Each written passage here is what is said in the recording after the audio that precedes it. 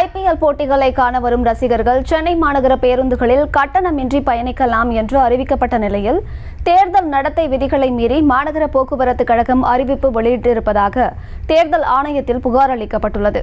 இதுகுறித்தான மேலும் விவரங்களை கொடுப்பதற்காக செய்தியாளர் மதியழகன் இணைப்பில் இருக்கிறார். பேசலாம். வணக்கம் மதியழகன், முழு விவரங்கள்.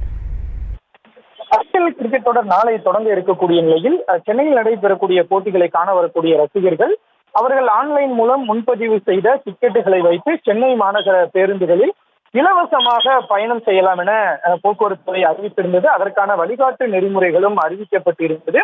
இந்த நிலையில் இதற்கு எதிராக வழக்கறிஞர் ஜி சுரேஷ் என்பவர் இந்திய தலைமை தேர்தல் ஆணையத்திற்கும் தமிழக தேர்தல் ஆணையருக்கும் புகார் கடிதம் ஒன்றை அனுப்பி இருக்கிறார். அதில் தேர்தல் நடத்தை விதிமுறைகள் அமலில் இருக்கும் பொழுது இது போன்ற அறிவிப்பு என்பது தேர்தல் நடத்தை விதிமுறைகளை மீறிய செயலாகும் எனவும், அதே போல இது போன்ற இலவசமாக பயணிக்கக்கூடியவர்கள் அந்த தேர்தல் நேரத்தில் ஆளுங்கட்சிக்கு ஆதரவாக செயல்பட வாய்ப்பு இருப்பதாகவும் தெரிவிக்கப்பட்டிருக்கிறது.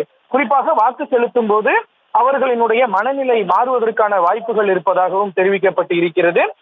எனவே இந்த உத்தரவை திரும்ப பெற உத்தரவிட வேண்டும், அதாவது இந்த அறிவிப்பை திரும்ப பெற உத்தரவிட வேண்டும் என்று அதில் கோரிக்கை விடுக்கப்பட்டு இருக்கிறது.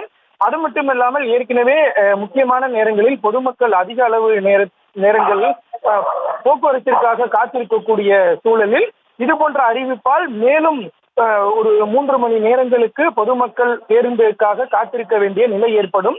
இது அவர்களுக்கு மன உளைச்சலை ஏற்படுத்தும். இது பொதுமக்களுக்கும் மிகப்பெரிய சிரமத்தை ஏற்படுத்தும் என்றும் அந்த கோரிக்கை கடிதத்தில் குறிப்பிடப்பட்டு இருக்கிறது. எனவே இந்த விவகாரம் தொடர்பாக உரிய விசாரணை நடத்த வேண்டும் என்பதோடு தமிழக போக்குவரத்து துறையினுடைய அந்த அறிவிப்பை திரும்ப பெற வேண்டும் என்றும் திரும்ப பெற உத்தரவிட வேண்டும் என்றும் அந்த கடிதத்தில் கோரிக்கை விடுக்கப்பட்டிருக்கிறது.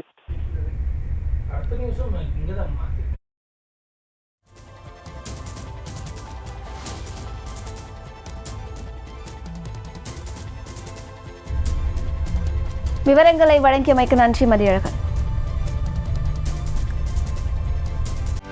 செய்திகளை உடனுக்குடனும் துல்லியமாகவும் தெரிந்து கொள்ள சப்ஸ்கிரைப் பண்ணுங்க.